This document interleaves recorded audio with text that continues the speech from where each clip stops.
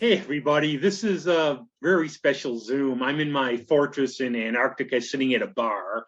And if I turn this over, there's a bunch of drinks. You can't see it anyways. But we have Patrick recovering from a skiing accident at home, our zoologist. Hey.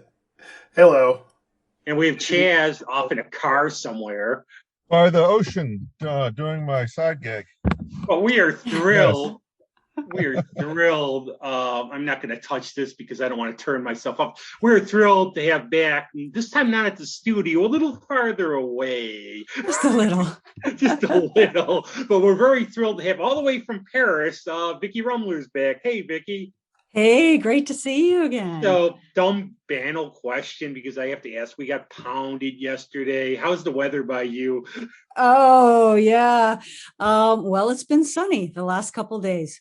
Pretty cold, not quite freezing, but really bright sun. And you don't get much snow in Paris anyway. So, yeah, it's been, pretty rainy the last couple of weeks, but we got sun for the past couple of days. So we're loving that. I'm hooked on asking weather questions. I know. Well, I remember it there. I wish I'd been there around the holidays. I was going to go, but then I ended up getting postponed. So, yeah.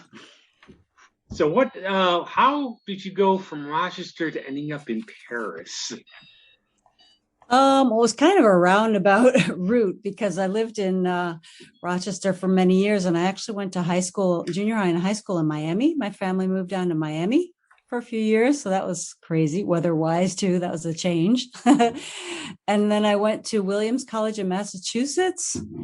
And after I graduated, I thought, I want to learn languages. That's something that I really want to do, So I went, my sister was living in Germany at the time, and I went and stayed with her for a couple months. Was learning German for a while. And I thought, this is cool. I'm really liking the European thing, And it was kind of like I always kind of followed the flow. I ended up getting a job there. I was there almost 5 years.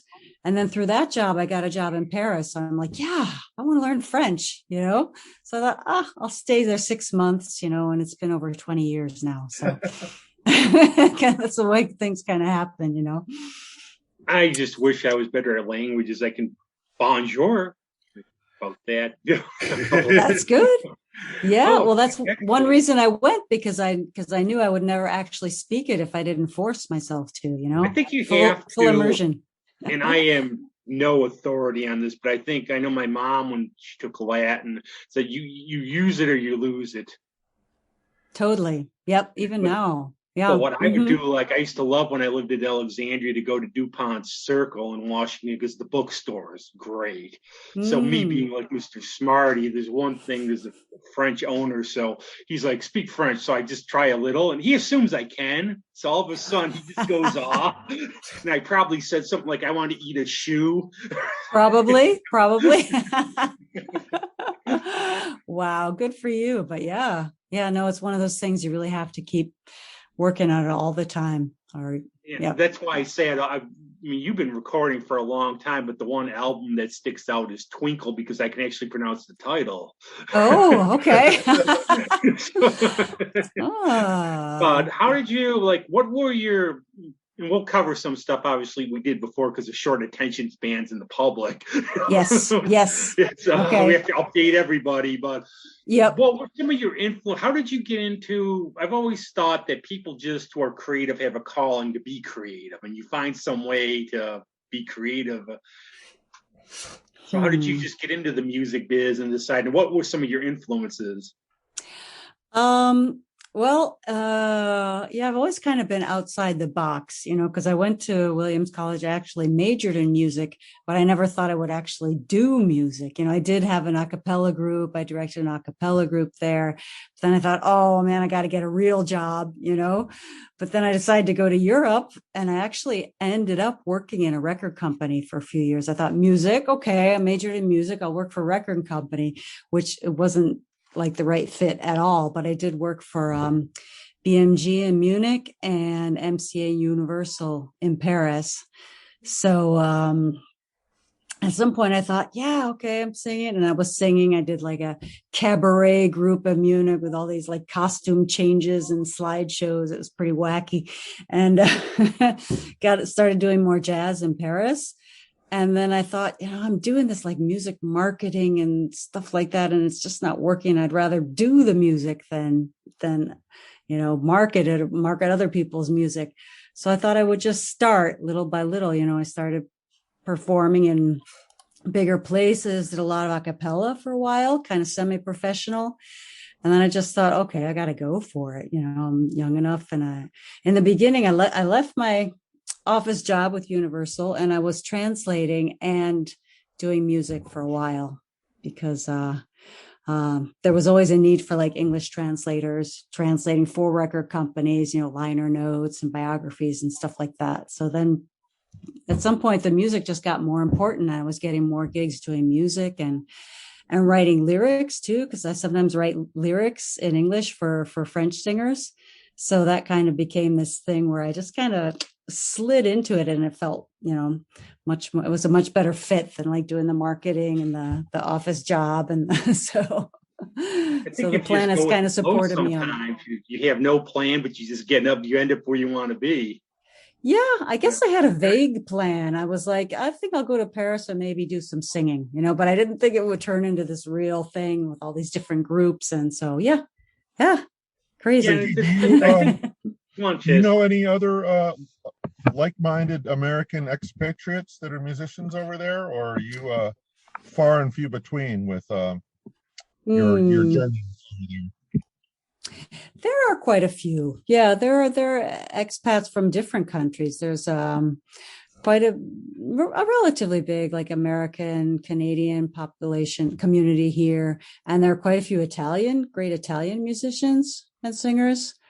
There's also kind of a big Brazilian community on the music scene here. So, I guess Paris is kind of considered like a pretty rich and like open place to go and do music, like it was in the 50s, like Chet Baker would hang out in Paris and, of course. There's a book I really like, and I don't know the author. We can look it up these days. It's called Fireworks at Dawn or Fireworks at Dusk, and it's about Paris in the 1930s. Mm-hmm. And I think even like you get a little bit about the Woody Allen movie Midnight in Paris when they went back and all the creative people. It just seems like one of those, you get to one of those things where it's like, I want to be a writer or something. You want to go off to a Parisian cafe. Yeah. You don't know, most people don't say that about where we live in terms of like it's not the first place. They come here for the weather. Leave Paris. Rochester. Right. Yeah. Paris, I'm going to Rochester. I'm going to retire there. Mm-hmm. Yeah. There you go. Yeah. And I don't know if you're familiar with Josephine Baker. She was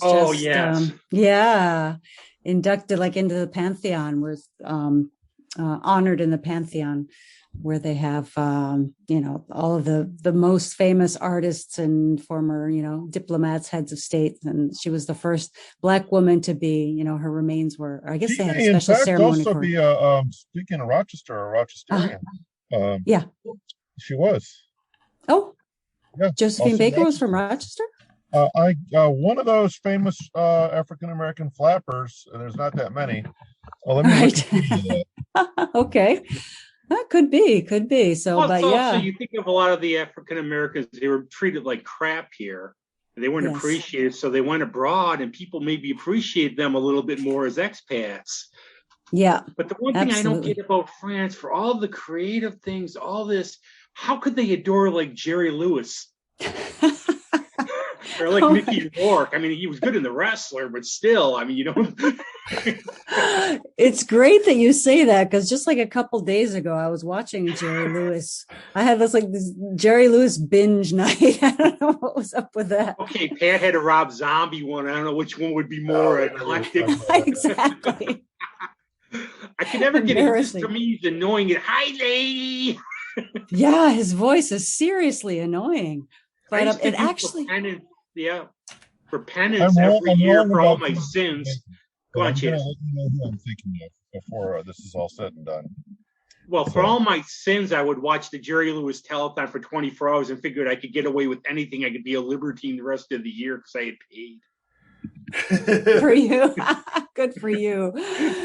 Yeah, but I guess they're open though. I suppose that's the thing for openness, where people look at different things. Maybe even they like Joe Besser's Three Stooges episode, but at least they're accepting enough to watch and check things out and determine if they like them. They're not like here where it's got to be commercial or it stinks.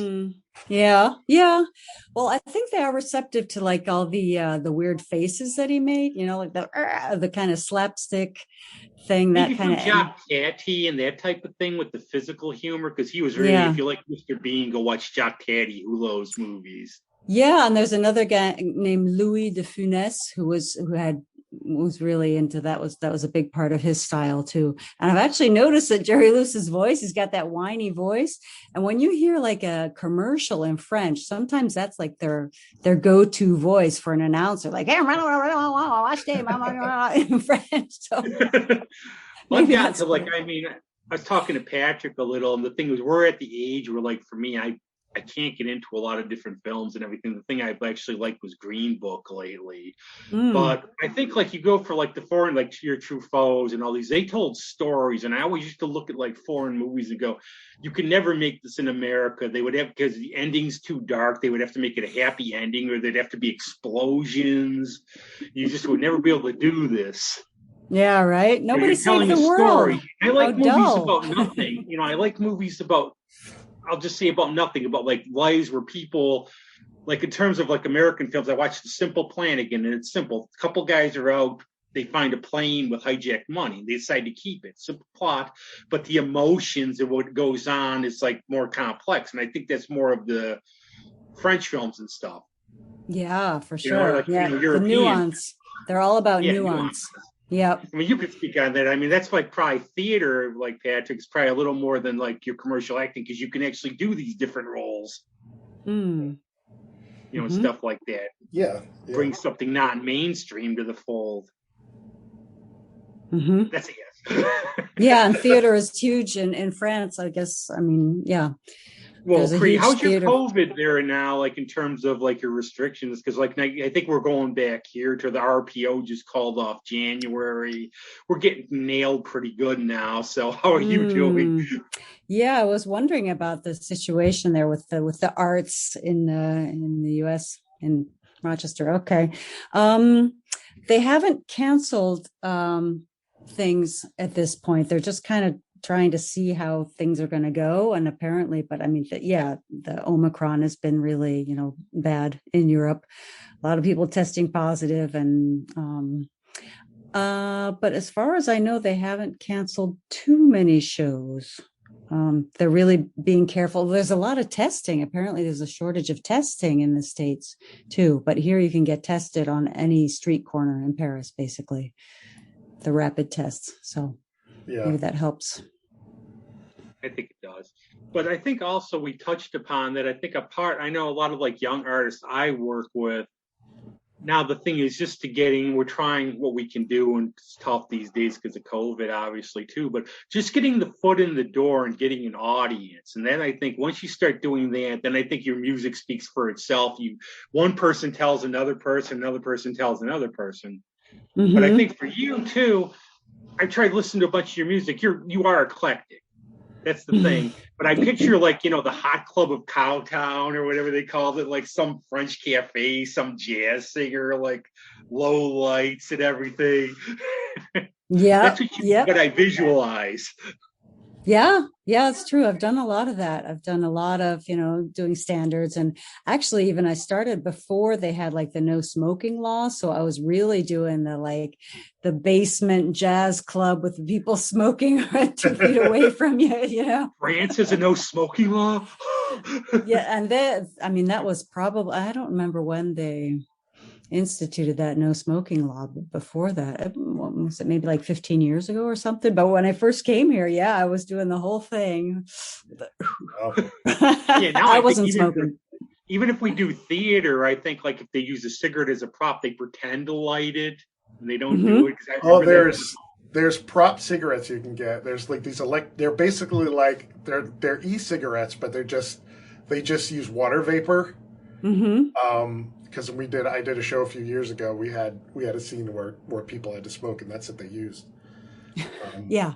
You know, you just kind of use the lighter and put your hand around it, and because you don't want to Yeah. set it on fire because they're very expensive. Right. That's true. So yeah. So Paris has, it's been quite the experience, really, between the small clubs and then the theaters and festivals. There are actually a lot of small festivals. I don't know if there are quite as many in the States, but these, like, like in a small village that's dead all year long. And then in the summer, there's a festival, and all these people like come out of the woodwork and volunteer to help with the festival. And they get, local musicians and some bigger names, and that's a really big thing in France. It's a really nice. Oh, Vicki, I'm going to one of those where your alma mater is, up by North Adams. Oh, there's a indie rock festival this summer with the band Wilco. Uh-huh. So North Adams springs to life with like 10,000 people for about 4 days, and there's Okay, right. And people Okay. can't. But yeah, that's the same thing here. Okay, yeah, I guess I didn't seem to remember there were quite as many, but yeah, it's probably the same kind of thing. And we have all the local wines and cheeses that we taste whenever we go to one of those festivals, so that's cool. Oh, that's why I wouldn't live in France, because I'd weigh like 600 pounds. Everything. But one of my friend Oz, my good friend Oz, he's from Batavia, and what he used to say to me was, when they would have shows there, everybody would go because there was nothing else to do. So when you had like a festival or a music show, everybody came out. Mm-hmm. Yeah. Yeah, you definitely get like, that vibe. Like around here, I think sometimes in the summer, non-COVID times, where two festivals were festivaled out because there's just too much. Okay. You can only, because I used to stay out like for Jazz Fest, I'd get the whole week off, and I would stay out hang with the musicians till 7 a.m. But wow, but I can't do that anymore. And I made some good friends, so I still am in contact, which is good for this show, because now I hit up everybody I know. Right. Yeah. Rob always knows where the after party is. Rob knows where the after parties are, right, Rob? Yeah, that's at the Rochester Plaza Hotel. There's a jam session until dawn. Oh. Cool. Yeah, but now what they did the last couple of years, obviously because of COVID, we canceled it. Then they had something last year. I think they had it out of MCRIT or something, and I just know I still don't want to go near crowds or anything.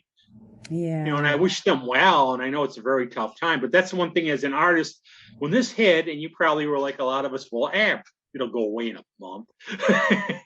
But how did this affect you and your career as an artist in terms, and how did you deal with it? Well, I have to say I was extremely lucky, really, on many different levels, because first of all, in France, there's a whole system in place that supports the artists. Like they recognize that being a musician is actually a profession, make your living. Yeah. So there's this whole support system in place. And the government stepped up and like bailed out these musicians for like a year, Yeah, we don't have that over here, like in terms of like the arts or anything. It's like you're on your own, starve. Yeah, and actually, I think Canada's a little kinder to musicians, but yeah, we're pretty brutal. Yeah, I know Canada. Look at a lot of like films where it's like made possible by the Canadian lottery or something, and I know they have, like, I think Ireland has write-offs if you contribute artistically. I think the Netherlands do. Mm-hmm. A little bit, yeah. Belgium has a really good system, actually. And they have good chocolate, too. That's like my favorite chocolate. Yes, exactly. And beer. The beer's not bad either. But yeah, Germany has a little bit of support, but otherwise, Italy, Spain, not much at all. So I had that support system. And then I started doing the online thing, too. A lot of artists were like, am I going to do online things or not? And I did that. I embraced it, and it was kind of fun. I was doing what I call Vicki Sunday stream. I would do a Facebook live show every Sunday evening Paris time. Yeah, you were on my concert schedule for a while. It was just too funny. If you looked at like a pocket calendar, and the whole week was all French shows. The whole week was live streams. Oh, yeah. There's a couple of them. My friend Alyssa made a Shirt the Comfy Couch tour. And when I saw her touring, I said, okay, when you see this, do you have good memories or bad memories? Yeah, right. But how is that too when you're not like in terms of feedback? I know it was like tough for a lot of like I know my one friend Amy, she did it in Nashville. She just got sick of it because there was no give and take from the audience, obviously. And she didn't want to read the comments because she started reading the comments and forget to play. Yeah, it's tricky. I mean, it's definitely a different ball of wax, you know. In the beginning, it was really freaky. Because I did miss that interaction, but then it actually turned out being pretty fun, you know, because it forced me to show up. I did every week, so I had to get together some new material. It was like a half hour every week, and I would see the comments, and I got to where I could, you know, perform and still kind of keep an eye on the comments, and it was fun. It was people from all over the world, you know, so. Responses would be delayed or whatever. I'd ask them something. It's amazing these days how we can. Sometimes I think before it was a problem, like say 40 years ago, way before I was born, it was a problem to get stuff. Shut up, I'm the host. It was hard to get stuff out. Now it's almost there's so much to get out. Like we have listeners, we get stuff from like Canada, people listening. It's like, and I don't know how they find us, but they do. And I suppose word of mouth and everything else. And it's like, but sometimes you have to dig through because you can get buried in the pile because there's just so much out there. Yeah. And I don't think some of these services help because like whatever that one is where I had the zombies playing and the music they recommended for me was way out orbit. Like, how did they come up? Okay, I'm listening to the zombies. How did they come up with this? Yeah, it boggles the mind, honestly. Or put Todd Rundgren down and be surprised what you get because they don't know what to make of them.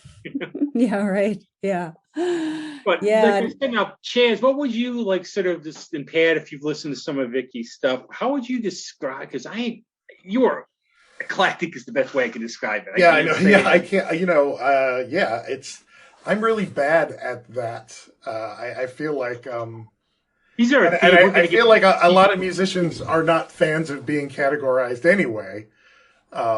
So good music or bad music is what I say, but I still want to put like for our listeners to give like a sort of a clue, and then you can find out by yourself by buying her stuff, obviously.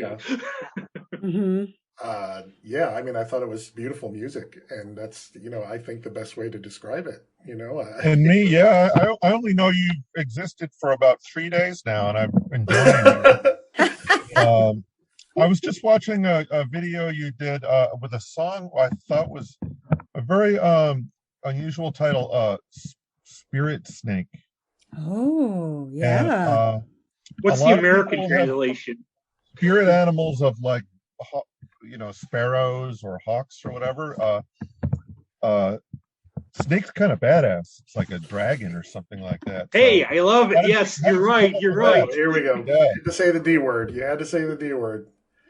How did you come up with that? So, like a little deep dive. How did you come up with that so you could tell Chaz? Yeah, no, there's a real story behind it, because I think maybe last time I was on the show, it was just before I went to do this wilderness artist residency. Did I tell you about that? I think you might. I don't listen to our shows because I hate how I sound. So, all right. It was a really good episode, though. Yeah, I thought it was fun. Anyway. Oh, no, yeah, and Andy, you know, Andy's a maestro when there's nothing you do wrong on there. Yeah, it was great. A really great memory of it. But so, yeah, in September 2020, I did an wilderness artist residency on the Upper Peninsula, Michigan. And so I was living by myself in a cabin, log cabin, for 2 weeks with no power, no running water. And I thought, okay, I'm just going to, you know, get into it, just do songwriting. That was the deal. And see what I come up with. And just before I left, a friend said, oh, you got to keep an eye out for your spirit animal. I'm like, what? He said, yeah, it's going to give you all this what direction for your life or whatever, you know. The whole time I was looking for an animal, and I didn't see that many because it was bear season, so all the bears were hiding, you know, they didn't want to get shot. And I saw a couple chipmunks, but I thought that can't be a spirit animal, you know. But like the very last day, I saw this baby snake, and it turned out, I looked it up, and it turned out to be a pretty rare snake, a really unusual one. And I thought, oh, maybe that one's got a message for me, And I started looking at all the like symbolism about snakes and everything. And it's mostly about transformation, change. Yeah. Because they shed their skin. Oh yeah. So yeah.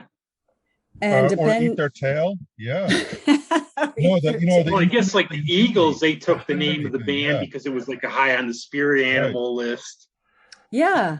Yeah. And I thought, I've never been a big fan of snakes, but I thought this is really interesting because depending on what culture, I mean, different cultures see them as like this, something that's really good or something that's really bad, So I thought that was interesting too. And everything. The duality. Yeah. Like some cultures really celebrate them because they're a sign that it's going to be a good harvest or something. And then there's the whole Adam and Eve thing, that they're evil. So I thought that was kind of interesting because I don't know. Combination of different things, kind of like my music. With a pear to like sin. It's like, here, eat a pear. Okay, don't blame the snake. And it was a serpent, anyways. They always say snake, but it was a serpent, so we don't know what the heck it was. Because of course it was literate too. There's a Emily Dickinson poem about a snake, and she calls him a narrow fellow in the grass. But it ends with it chilling her bones because she was a scaredy cat of them, but it's a nice little poem. This is why we have him on, so we stay above like the B grade material that I'm going to give you. But you too, okay? We'll put you on like Patrick or Chase. What would your spirit animals be? I have a joke. No, go, Chaz. I'm not a millennial or barely a Gen Z. I'm kind of a boomer, so I don't have any tattoos. But I always joke to my friends that I'm going to get a raccoon with a tipped over trash can on my arm. And it's kind of like my joking spirit animal. There you go. I like them. So they're very unpretentious and sort of sloppy, like me. You can have a spider, Patrick, just because. You like Spider-Man. Sure. Yeah. Cool. I do. Yeah. No. But now, like, I've noticed, like, the first recording I've seen of yours looking at your discography was like 1997, I think. Am I sort of right? Oh, really? What recording is that? It was the one I found. I don't know. With Rue Blanche? Maybe with this vocal group? This group named Rue Blanche? I think so. But yeah, you've been doing this a long time and everything. I have. Yeah. How was the recording process then compared to now?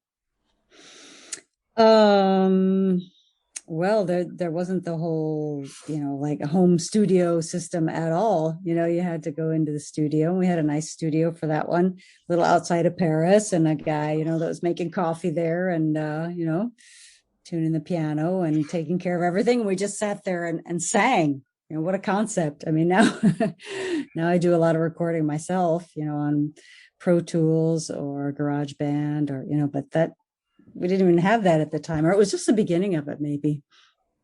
Don't know exactly when. Stories. I've been doing recordings at Andy's studio with Adriana Noon. We've been doing some stuff. So I tossed them out to friends, and I heard my one friend said, "Wow, yeah, a really good guitar player." There was Andy on the machine. Oh, really? Wow.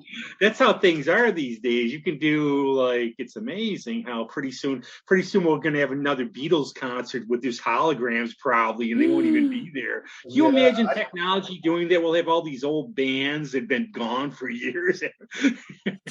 From what little I know about listening to Vicki, I wouldn't peg her as a drum machine MIDI type person. No, not at all. Pretty analog, which is incredibly respectable. Am I correct in that? Yeah, as far as my own music goes, definitely. Yeah. But I have been a part of this a vocal group that uses a lot of like loops and effects on the vocals and stuff, and vocal percussion. It's a group called Les Grandes Gueules, or like the Big Mouths, and they really worked on that stuff for a lot. So I've kind of been there, but for my own music, no. Pretty straight up acoustic analog. Mm-hmm. Yeah. Any desert island discs, like record albums that you could come up with that would be favorite records or anything like that? Hmm. Classic jazz records or pop records or Yeah, well, let's see. I like Mel Torme, Schubert Alley. And well, these are really eclectic once again, you know. Doobie Brothers. wow. Yeah. Oh, Yeah, hard to believe. And let's see, like maybe some Shirley Horn kind of thing. You know, Shirley Horn. Yeah. I think all the great artists actually, like when I say eclectic, you always bring the kitchen sink in terms of influences, where somebody will go, it's like some person might just like all straight country or something. You know, somebody who likes just all metal. But the really interesting artists, if it's good music, you veer toward it. It could be, like you said, the Doobie Brothers and Shirley Horn. Right. Yeah. I like Take Six too, because I was just listening to them again over the yeah, cool. holidays, and I was just, yeah, I I tear would up have whenever I never, I would listen. have never guessed the Doobie Brothers in a million years. To Actually, when I was in a garage band, there was one of the guys we had was like a rich guy, rich boy compared to us, and he had actually a guitar that was owned by Jeff Skunk Baxter. So he hmm was selling guitars for them for early on, and it was like an Arthurian sword. I mean, the power of that we thought. So Well, I Wow. wow. had like what I was just listening to the other night. I was listening in a very big mood for Carole King's Tapestry and really respecting the songwriting. But I was listening to that, and I was listening to ZZ Top's first album. So Right? that's what I Yeah. like about music. There's like, I call it its gateways. You find something, you go down this path and this path. Like for me, from Nick Lowe, Jesus of Cool, took me over the hump and started like getting into all kinds, just like Coltrane did for jazz for me. You know, we're going Yeah. to my suburban Catholic school. If you didn't like certain bands, you were definitely weird. Oh, You know right. Oh which my ones gosh. too at that age. The faceless dudes with the one word name from the 70s, basically. Yeah. No, there are just so many. I mean, yeah, probably have some like Prince there too, or Oh, well, he's a master. I mean, he's like all. I remember like one of actually a favorite album of mine from his. I liked Around the World in a Day because it was so psychedelic, and I like Madhouse because of the jazz. Yeah. Yeah. And I think he Huge. played everything. I think he played like he could play every instrument. Yeah, Yeah. he played like 30 instruments or something. You know, he had so much music where he played everything. Mm-hmm. True genius. Yeah. And the question I always ask in terms of artists who do their own songs and covers, I think when you do covers, and from what I've heard, and I've never heard another Pink Panther song, so I don't know, but you sort of like, you do your own, but you sort of make the covers your own too. You're not like a tribute band. I think Mm. that's what I like because, okay, like my good friend Rob Mount, he played with Lou Graham and he did like a tribute band. People come, they want to hear it, you know, or they want to hear like if the other band was playing. But if you come out to see just an artist do their take on it, they want to see like your take and how you put your own personal spin on it. And that's what I get from your music that I've heard. Mm. Well, yeah, thank you. Yeah, I've always kind of thought, why would you sing it the same way they sang it? You know, you're not the same person, you don't have the same voice, so why try to do it the way they do it? So I just usually really go totally in a different direction. Yeah. And I think like I'll Yeah. go like my friend Kim Draheim said, where music should be for everyone. So if there's a great song out there and Mm. you want to go try, I mean, he used to say like he could write about 3 good songs a year. There's all these great songs out there, so why Hmm. not?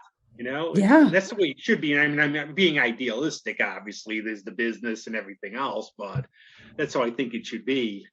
You know, it's funny. Me and Rob have had this conversation before.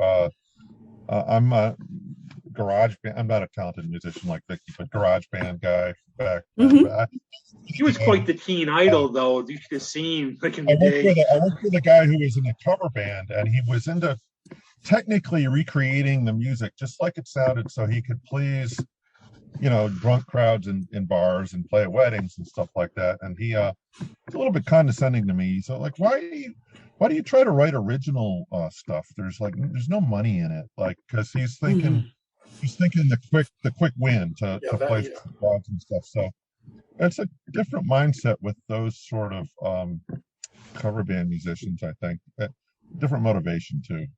I think. Yeah, that's true. And it is kind of tricky with jazz too, because a lot of people say, why don't you just sing the standards, because it's true. I mean, it's fascinating to sing standards, but if you want to try and kind of go in a different direction, it's harder to make a mark, No, and the ones that were the giants of jazz, they weren't trying to conform. They were subverting, being iconoclasts too.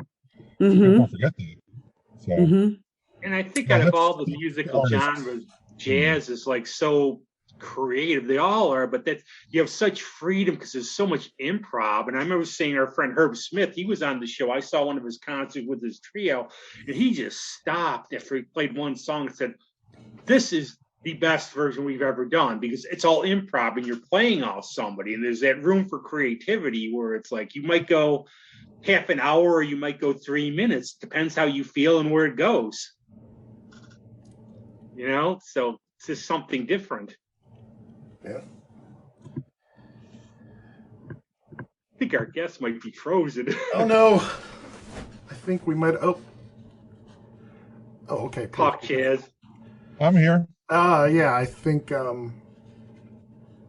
yeah, so transatlantic shot might be slow down here. If I have any. Oh, you know what? I got it.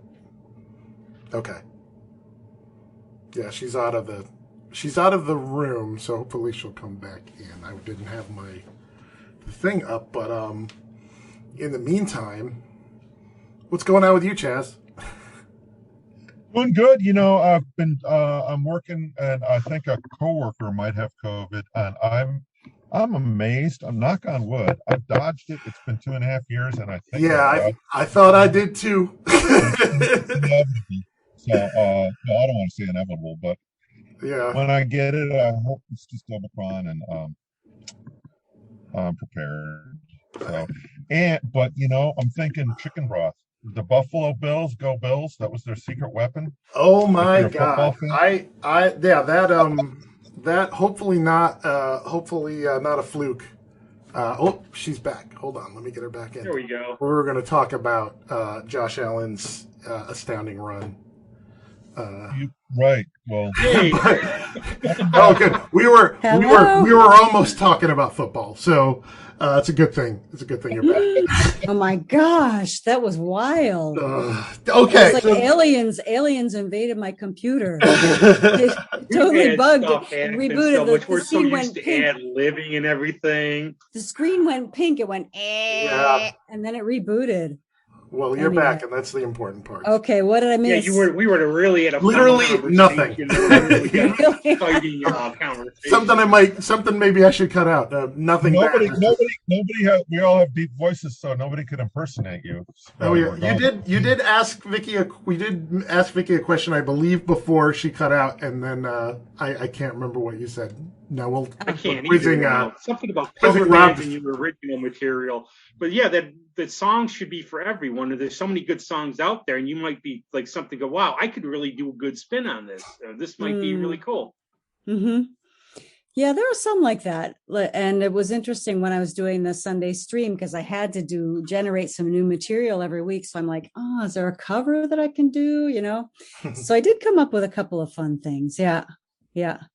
But it's nice to balance my own songs with covers. What if somebody paid you to go, okay, you got to go on stage for a half an hour and you can't do anything that you've ever done before. You just have to completely make it up on the spot. How would you feel about that? Would you be game to do that? Sure. Yeah. Mm-hmm. Well, welcome to the world of how we do this show, pretty much. This is every time we do this. Yeah. Right. Yeah. We even talked musically too. Now, what do you play, and what about your band, and who have you played with in terms of your band and musicians and stuff? Well, let's see. Depending on the project, like my second album, M.I.M., it was kind of like a jazz pop quintet. So I had like a Greek guitarist that did all the arrangements. His name is Ben Colentianos on guitar, and then Nico Morelli, an Italian pianist, on piano and Rhodes. American drummer named Kurt Russ, and a French bass player, electric bass. So that was cool. And for my third album, Take Two, it's all duets. So voice and guitar, because I kind of wanted to like get down to basics kind of. I enjoyed the jazz pop quintet, but I thought, oh, let's do duos. Let's do some minimalist. Also, because it was based on movie tunes, and I couldn't do like any John Williams, like huge orchestration or anything. So I thought, okay, I'm going to go the other direction, do duets. So with 5 different guitarists, Lionel Luecki, we did a version of Smile with Lionel Luecki, a really interesting French Vietnamese guitarist named Nguyen Le. We did this like crazy version of I Want to Be Loved by You. And another really nice kind of Jim Hall style guitarist named Dan O'Hyder, who's based in France. And let's see, Guilherme Monteiro, who's based in New York, Brazilian guy, and an Italian guy named Federico Casagrande. So it was interesting, very international too. And then the cabin songs, I recorded them all by myself. I accompanied myself on piano for 2 songs, and I accompanied myself on guitar for the rest of the songs. So, and I do a lot of vocals. I just layered a lot of vocals. It was really fun because I thought, okay, I'm alone in the cabin, so I'm just gonna, work on vocals and add a lot of funny noises and stuff like that. So, but your spirit animal snake will come in. Yeah, this is making a list of famous albums made by artists done in isolation. Yeah. Some of those are great. There's a guy, an English indie guy named Robin Hitchcock, who did a record called Dream of Trains, which is just him and a piano hidden out somewhere like you. And it's really cool. It's ambient and Spartan and everything. So you seem to me like, I think I would describe like you're sort of a musical explorer where you don't rest on your laurels. You do one thing, you do it well, but then you go, okay, I want to do this. I want to try something different. I want to try duets. I want to try movie themes. You ever done a Christmas album yet? Thankfully, I don't think. No. You have to have done some songs. I did on the live stream. I did a few. Did my own take on them. You make them sound cool by singing them in French and everything. Yeah. So I mean, I've kind of thought about that because everyone kind of says, "Oh, do a Christmas album," I don't know about that, but people have said I should do a children's album too. Yeah, there's enough Christmas stuff on the pile. There's enough Christmas stuff on the pile there. If there was an all Christmas radio station, I wouldn't listen to it. And I'm not like more on Christmas. No, it starts like in November around here, and they play the same songs, and you just don't want to go near it. I only listen to classical in my car now. That's all. Like for some reason, I just listen to the classical channel. And I know nothing about classical music, but I love it. So it's just, that's what I always say. It's like you don't have to really know much about it because I don't, but I like it. Yeah, it's great. Yeah, it's wonderful. Yeah, but guess if I did a Christmas album, I would like try and write new Christmas songs, write songs about snow and, the end of the year. Days of COVID, or like the river, Joni Mitchell, that's a beautiful tune. Oh, yes. I like the obscure stuff. But let's talk now, especially because we're here now. Let's go up to the present about the new work you have coming out. And can you explain all this and how it came about and what it's like? And yeah, so it's the cabin songs basically that I wrote. Either I wrote them entirely during this wilderness artist residency, or I got the inspiration. I wrote a few lines and then I fleshed them out over a year. Because for the residency, I had a year to actually come up with a project, fully finished project.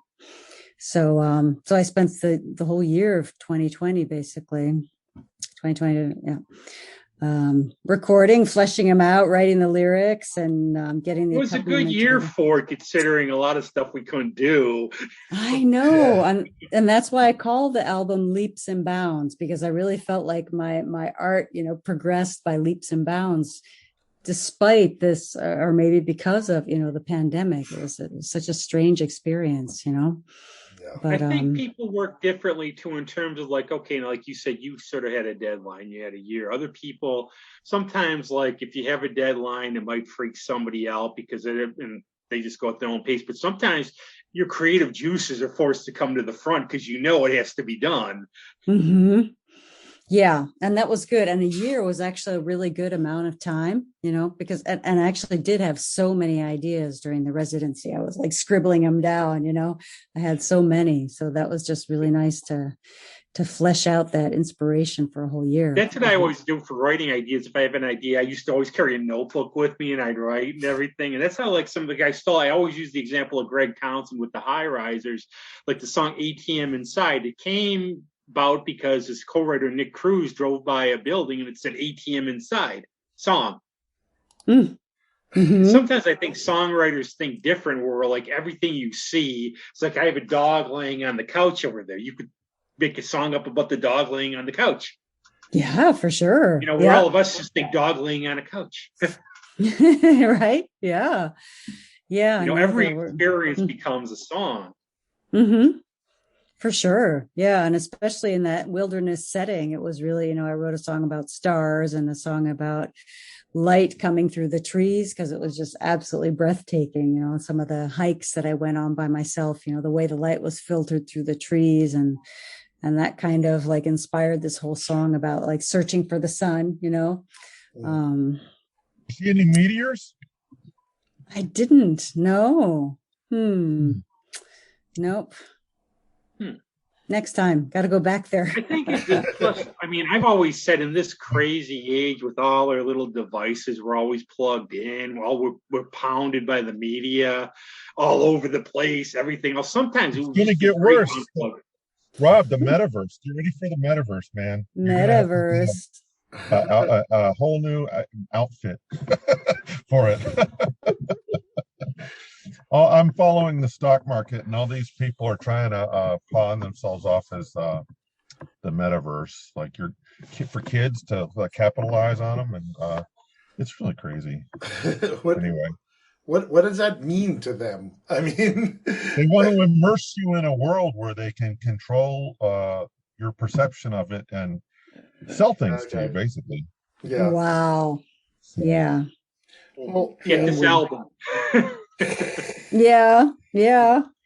No, it was fabulous because there wasn't any phone reception either. Obviously no Wi-Fi, no phone reception. So I was like, I asked the director, so where can I make a call? She said, oh, well, no, we don't really use phones here. Isn't that awesome in a way though? Isn't it for a while? Like, you have to, it's like you just get back to the basics, I think. And I think sometimes simplifying life's the way to go, especially in these crazy times. Oh, yeah. But else, I think too, and I also, for your music, I'd say you would make a perfect soundtrack to like a cool indie film. Oh, yeah. Wonderful. I would love that. Yep. And that's what it sounds like a little bit. I think that would be the kind of, I could just picture that. It would be awesome. Sure. Oh, I would love that. Anybody out there? Yeah, absolutely. I would totally be up for that. Yep. And that would be a thing too, because it sounds like the way you could write about anything. So if they said, okay, here's basically the plot, just run with it. And then you would probably figure it out and just make it your own. Yeah. I think artists work the best when you just give them the freedom. You say, okay, here's the basics. Just run with it. Let's see what you get. You don't put constraints and say, especially people who aren't artistic, say, okay, it's got to be like this. Yeah. No, that's really hard. And when there are constraints, like when I'm writing for other people, it can get tricky if they have a really established idea of what the melody needs to be or something. I'm like trying to fix these lyrics to go with their melody. And it's better if I kind of, have that freedom and do it the way I want.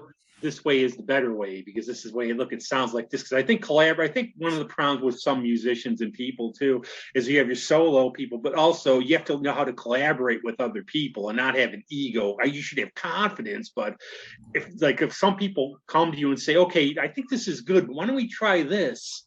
And you have to have the confidence to say, not be, oh, I'm offended you. How dare you question my idea? But, whoa, you know what? I didn't think of that. That's better. Yeah, it can be tricky for sure. Yeah. and everything. But so tell us some more about the album. When's it coming out? How can people get it? What are some of I'm sure you like every song, but what are some of the highlights? What did you play on it? Just the piano or? Yeah, so it is, yep, I play piano on 2 songs and guitar on the other 9. There are 11 songs.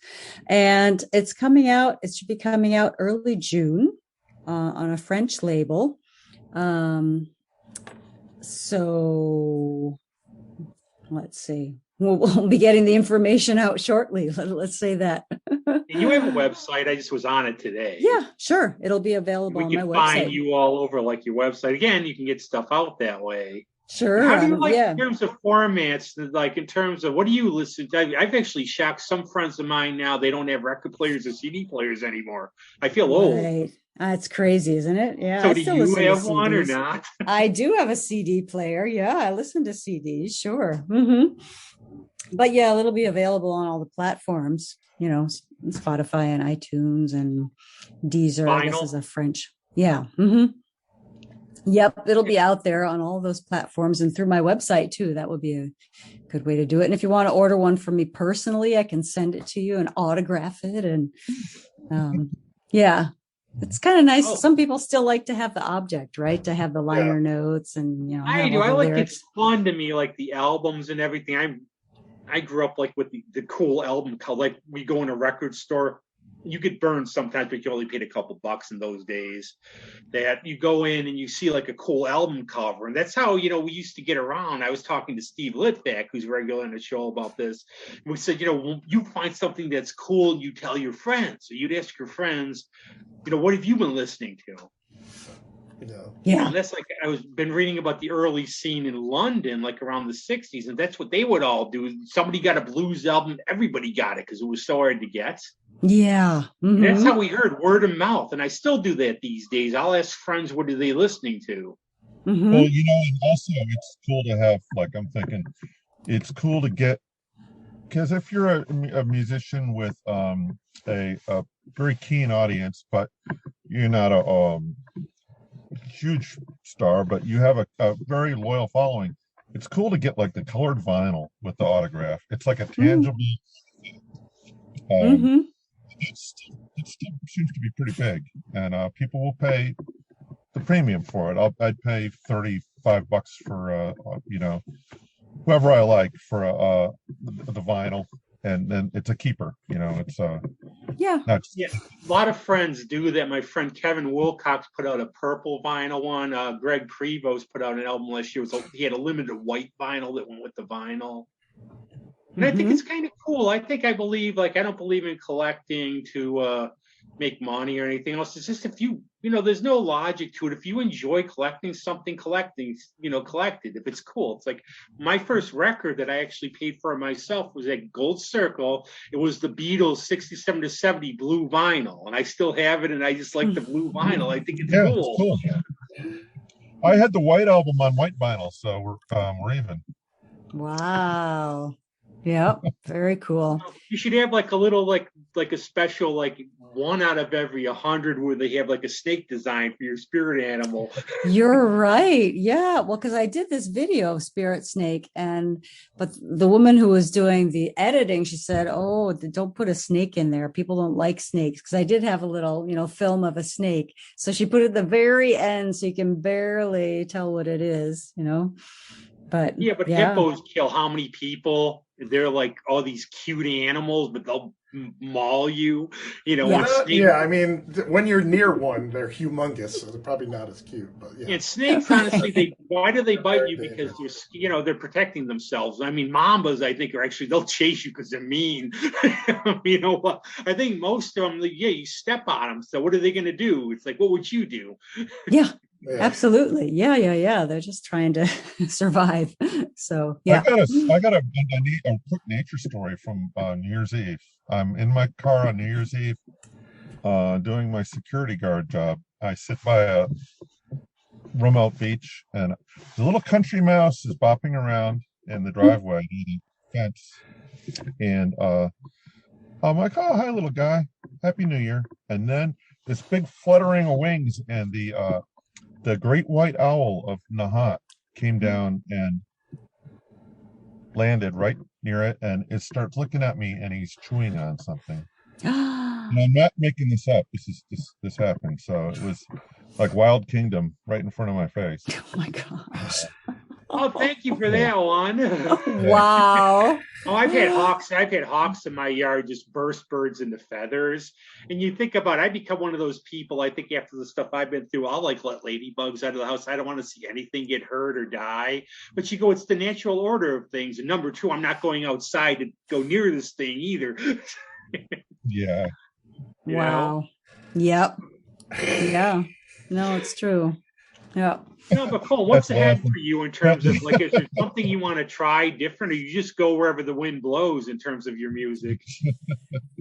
Well, no, there are albums I would like to make. I mean, I've been thinking about writing an album in French. You know, a lot of people ask me if I write in French, and I kind of have dabbled in it a little bit, but I never actually went for it, you know, because it's hard. It's harder Well, than you I write in really. France because you live in Paris, so you do write in France.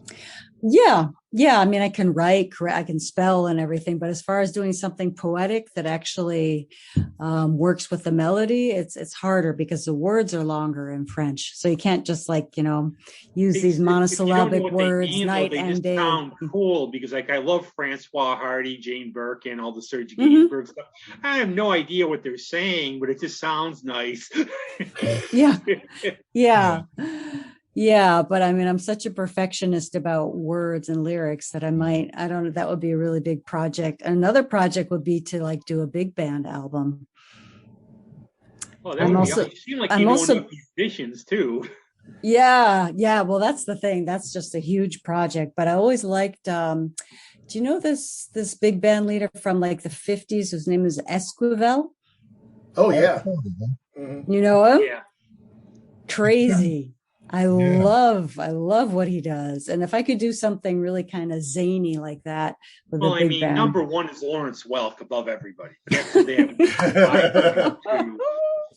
But I found this is something I'll make a point of, like from songwriters, like I work with Adriana a lot, and the way you are, like what you said about being very particular about your phrases, like she'll put stuff in songs, like there's a line like, did I wear the right shoes in one song? It's not just bop. You actually pay attention to every word and every verse. You're telling a story.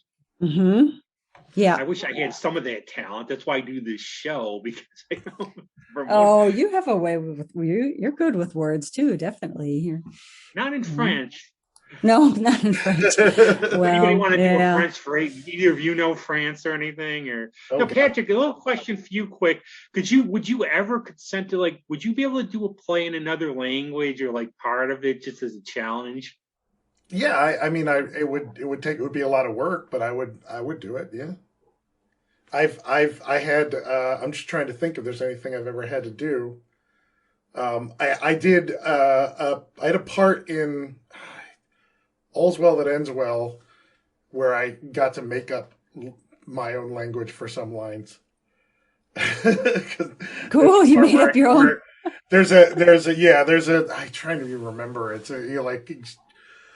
They're playing a prank on someone, and there's a character who's of indeterminate, from a made up place and speaks lines in a made up language. So that's the closest I think I've gotten to that. I'm intimidated by French. I could probably German. It seems modular and like kind of easy, but I'm intimidated by. Kudos to you. But I know, like when I was in England, even I like some parts of England you can't understand them because like Scotland, because the accent is just so thick. Yes, yeah, that is true. Yeah, it's crazy. Mm-hmm. Yeah, there was some. Really cool. Yeah, they like subtitle Scottish films for the English people. Velbert Finney, that's one. Train Spotting too. I think the first. I think Train Spotting had it. Yeah. Yep. Mm-hmm. Hilarious. Yeah, but I think a lot of people say English is like one of the most whacked languages because of all of our tenses and all the other weird stuff, and we make no sense. Well, you have words that are spelled the same and have different pronunciations and meanings. You have words that are spelled differently and have the same pronunciation. You have words. It's just it's a mess. It's just a messy mongrel language. There's a beauty to language too. I mean, but I know like they have like the Shakespeare's that are put into modern English because obviously people who are reading them, and I don't, each their own if they like it. If you can't understand what he's saying, I'm going to be pedantic. I'm going to be pedantic right now. Shakespeare. Thank you instead of me. Shakespeare is in modern English. Shakespeare is in early modern English, but it is modern English. Yeah. You can read all the words and know what they mean. Yeah, I know that. But yes, I prefer the modern English, obviously. Yeah. But you can even do that, do like a Shakespeare play in French. Oh yeah. Yeah. Mm-hmm. That's what I like. I don't think there's any like thing stopping you. I think it's going to be great, like seeing what you do through the years still, because everything's really cool. Well, thank you. Yeah, no, it's really, it does feel like there's a lot more that I have to do and say. So that's really great. I think I think we're all like that, where it's like we're not going to be able to get it all out. It's all in here. Mm-hmm. I found that out after last year. Right. And everything else. But like even like talking to Andy and all the stuff he does, and you just go, wow, some people, they're born with a gift for this stuff, and it's like it's really awesome. Yeah. You saw like I think Chaz, did you ever think of doing a French album, Chaz, like with the old stuff like Lotus or anything? Did you ever do any French stuff? Oh, I'm so alien to the French culture. I'm an Anglo guy, and I'm not competing. I'm amazed. I'm intimidated by it. I did take Latin in school and was not very disciplined at it, and but completely beautiful. Maybe I'll try to read some Paul Verlaine. My guitar player hero changed his name to Tom Verlaine, and his name was Tom Miller, the guy from television. Oh, but I don't know. Just reading Richard Lloyd's book, actually. Yeah, I got to get more worldly, and maybe read some Goethe. But you do know Napoleon came up with the modern Italian flag, and the whole story behind that was he used a tricolor like France, but he put green in because that's his favorite color. Is that all? Really? That's why? Yeah, really. It's serious. Like that's why how he came up with it. I thought it was like a folk tale, but I looked it up because these days every story is but I guess it's true. That's so funny. It's so good that we could get you and everything, and that we found time. It's always great to see you. Yeah. I remember seeing you at the studio the one day. You were just stopping in when you were a little closer to here. But once again, what are we going to play at the? I know we're going to have some tracks to play. At the end.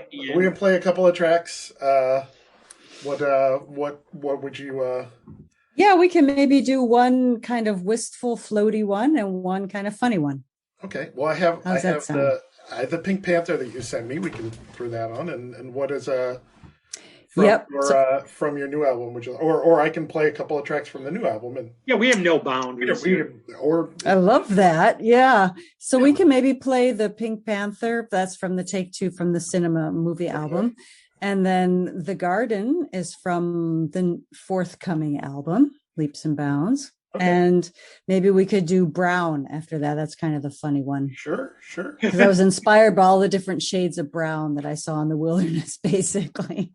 So I made it into this country thing. That's what I mean. It's awesome. It's just awesome. You're all over the place. I love it. It's like all over the place. I love it. Like, some band, like you get some groups, you go, okay, you get one album. Why should you even buy the next two? Because it's going to be the same stuff.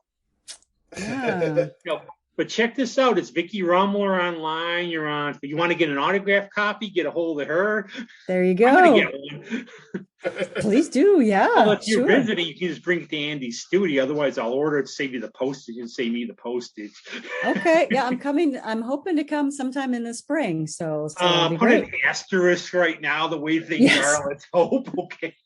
Because we're doing stuff from the studio still, but like Andy and I are very cautious, and we're just going to see how you figure after New Year's Eve and the holidays. Give it a couple weeks, see if it peaks and goes down. Yeah, crossing fingers, hoping that things calm down soon. No, but very cool, and thanks a lot for being here, and I'm glad we got you with the time change and everything. Thanks, Chaz. Thank you. Thanks for having me. Yeah, really good to meet you both, and to meet you. And thank See you again soon sometime, I hope. Oh, obviously. Like, remember I tried to get you were walking out of the studio, like, you're not going anywhere. Come on the show. Right. No, and you're always welcome and everything. There's always interesting stuff. We found on these shows, I think we could go on for 3 hours, but everybody gets attention span. For sure. Yeah. Well, and she's also several hours ahead of us, so she'll probably let her go. It's 11 p.m. It's about time to go out and hear some music. Yeah, and I know. I think I sent you the link for this. Like, it was like 4 a.m. your time because I forgot. I figure you're not going to wake up, you know. It's like, yeah, no, it's fine. But cool. Great. And, thanks. And thank you for having me. Andy's right. I just babble. So thanks.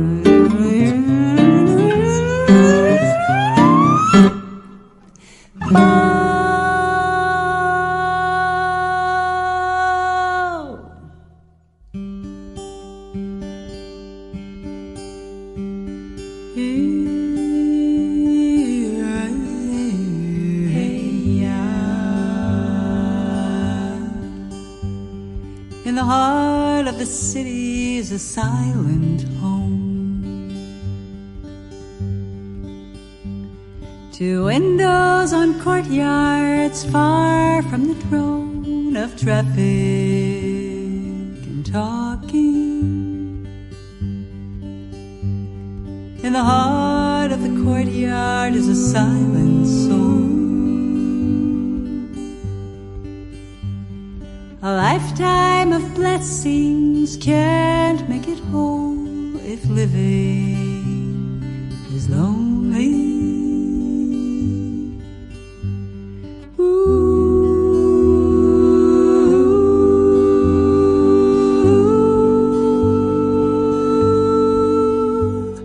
I wanna join the joyful din of buzzing and chirping and cutting of grass.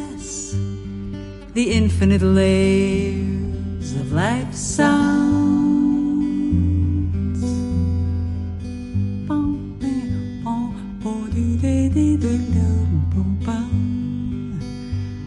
ba-da-doo, July. Shoo-doo-doo-doo-bop, sweet, sweet, sweet.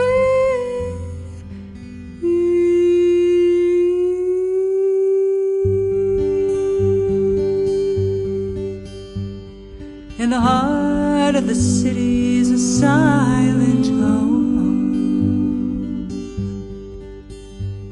Two windows on courtyards far from the drone of traffic and talking.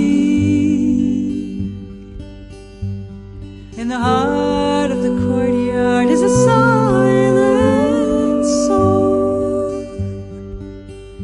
Lifetime of blessings can't make it whole if living is lonely.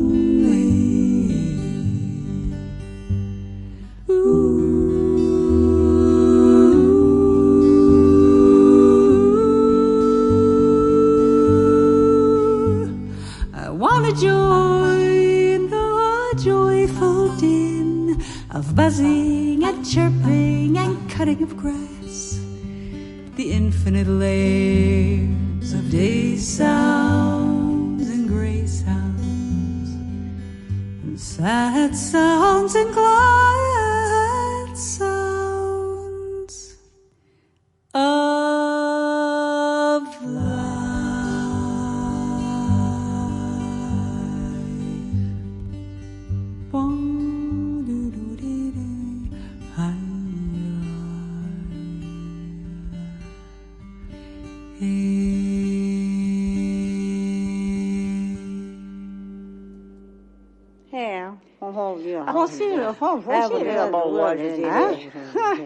I'm handsome down Porky Mountain.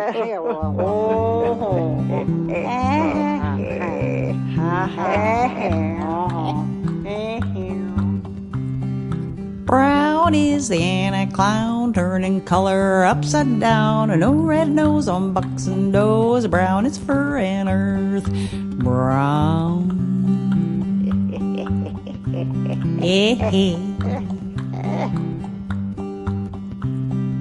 Coffee and tea that warm and wake, a bit of liquor and coke and cake, squirrels, chestnuts, bugs and slugs, stuff that's burnt or stuck on rugs. Brown.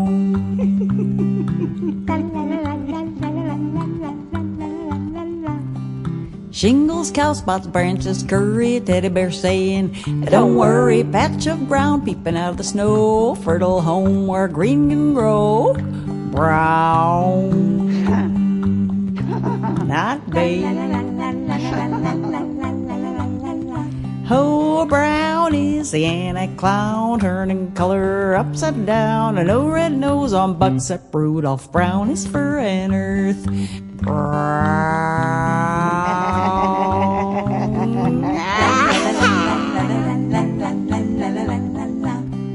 A moose and goose and platypus, a moose and goose and platypus, a moose and goose and platypus, a moose and goose and platypus, said a moose and goose and platypus, said a moose and goose and platypus, a moose and goose and platypus, a moose and goose and platypus.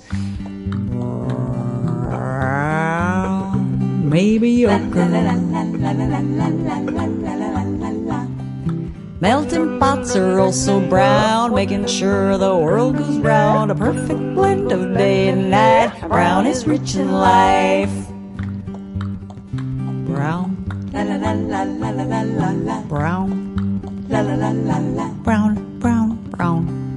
Brown is the anti-clown, turning color upside down. A no red nose on bucks and does. A brown is fur and earth.